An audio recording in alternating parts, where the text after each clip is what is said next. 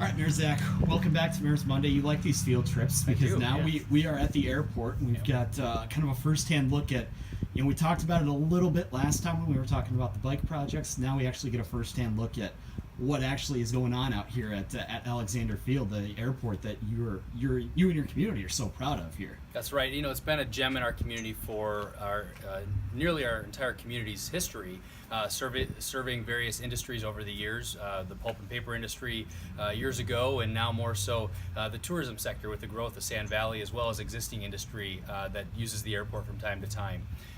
We're really excited about the investments that are happening here at the airport because really it's about a full reinvestment into the whole project or into the whole facility here. So primarily we had really approaching perpetual reconstruction in many respects of aspects of the airport. Most recently over the course of last year and the course of the spring and now summer was the secondary runway reconstruction.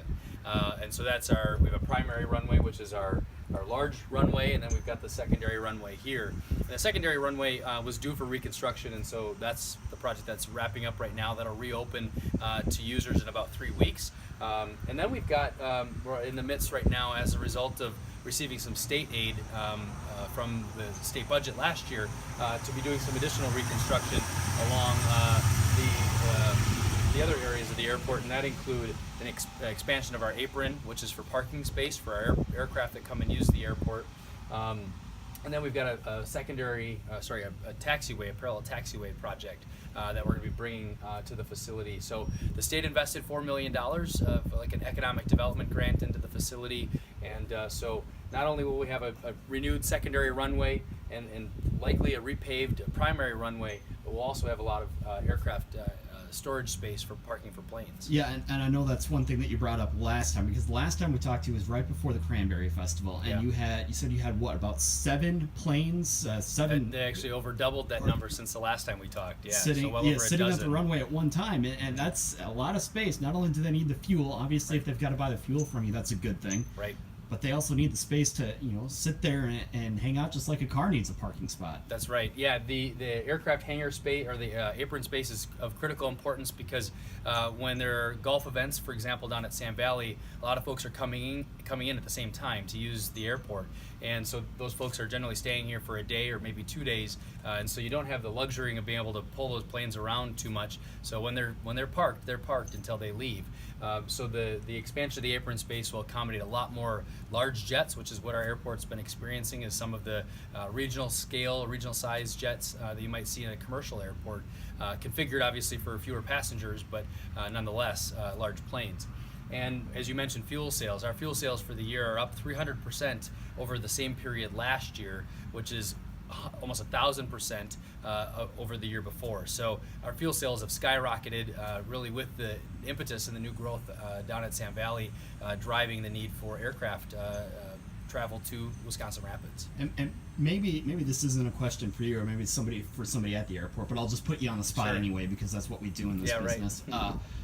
What kind of planes can you handle here at Alexander Field? So when you're talking about the regional jets, I mean, kind of put that in perspective for the viewers. I mean, are you talking about a plane that'll puddle jump to Minneapolis, or is this a plane that could take you on a further trip? We had traffic in here from almost all the 50 states last year, as well as internationally from Canada that had to come in and check into customs at Green Bay, and then they came over to our airport to deliver their passengers. So, these are large aircraft. Some of the aircraft could fly to Europe without stopping for a fuel stop.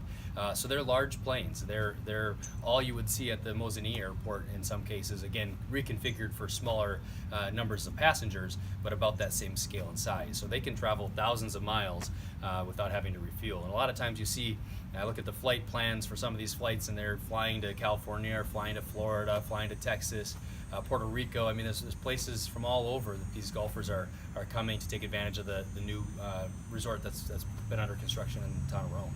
And you mentioned, golfers in the Sand Valley setup down there, which of course has been a great addition to the area. What else? What other kind of airport traffic are you getting here at the airport? Well, we've got a number of industries in the community. A number of them, namely the pulp paper mills that are still in the existence in our community, and some of those folks, the mill and beer just sold to a company in China, and that company uses air traffic to get to the community, so or air travel, I should say, to use to get to our community. So really, it's from anywhere and any purpose. People, leisure travelers out of this community, will sometimes take private aircraft for their means of travel. So they'll charter a jet in for a trip that they're taking.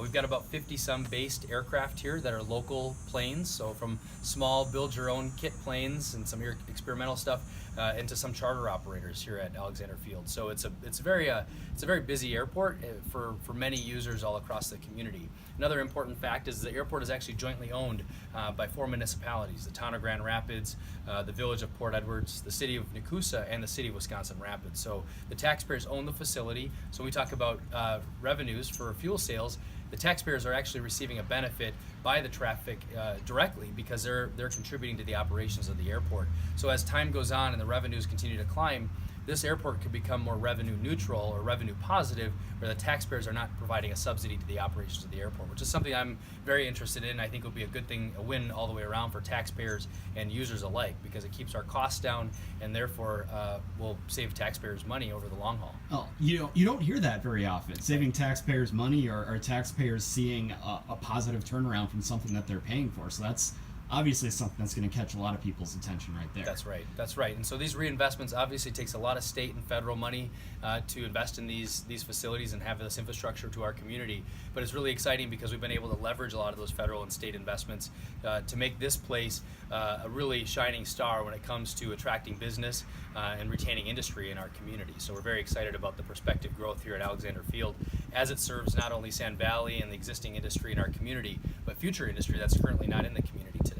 Yeah, exactly. And that's, just a great thing as well, that you can show to prospective companies that want to come here. Hey, if you need to fly somebody in from a corporate headquarters somewhere, look at what we have out here. We've got the means to support that. That's right. We have the means to kind of support whatever it is that you need as far as aviation goes. Yeah, and it's got the traditional services such as flight training and the charter operators that are based here, but absolutely it's a facility that can service anyone's needs if they're looking to use air travel for their means of travel. So it's great to see the investments like that being made in here, and just again remind us that the state investment in this as well, because this wasn't just something that the city wrote a check for. Right. You got some money from the state, and you got some other federal grant monies for this as well. That's correct. So all the improvements that are in color here was as a result of $4 million from the state in the last biennium budget. So thanks to the legislature, our local legislators were really champions on receiving that state aid, and obviously the governor's affirmation of that economic development assistance. And then the feds obviously have major investments. So the crosswind runway, this one here, the secondary runway, that was about a $2 million federal investment with some state dollars, and then some of the other future investment here is also coming back in the form of state federal aid. So heavily leveraged airport when you think about it, outside assistance. Yeah, absolutely. And it's great to see that the investments are being made in something like this that can benefit the community of Wisconsin Rapids so much. Yeah. A couple other topics here. Last time, of course, we talked about the bike sharing program and the other outdoor improvements that you're going to be making. I know we drove by the improvements to the trail system down there at the Riverview Expressway. It looks like those are starting to come together as well. Give us an update on some of those recreational projects. Yeah, they're coming together very nicely. I think the weather's cooperated.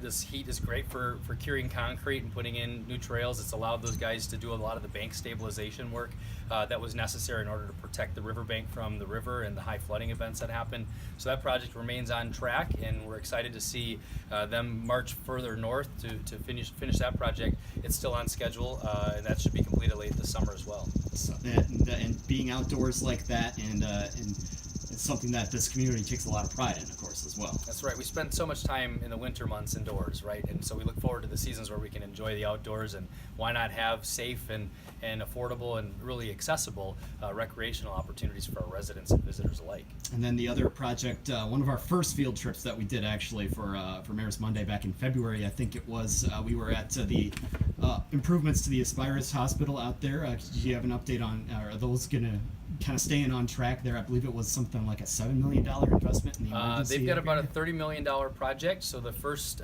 phase of that is to put in some new birthing suites. So if people are looking to have a baby, that is going to be one of the premier places to have the birth of the child take place.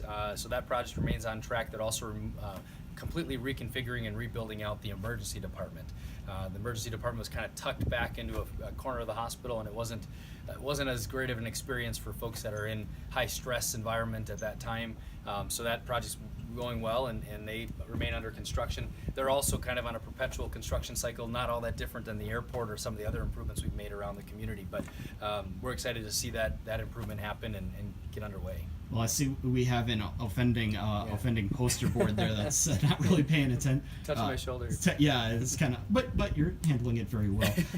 Anything else that the folks here in Wisconsin Rapids should be looking forward to in the next few months as the summer progresses? Well, we hate to admit the year's almost half over Exactly, already, so right? the construction season is well underway, whether it's private construction or the municipal projects that are happening around the community. We're really excited to see a lot of the projects get underway. The YMCA will be breaking ground in the late summer, which we'll probably talk about in a future Mayor's Monday. Absolutely. Well, Mayor Zach, we appreciate the time. As always, appreciate the visuals. We'll definitely be looking forward to talking to you again in August. Thank you so much.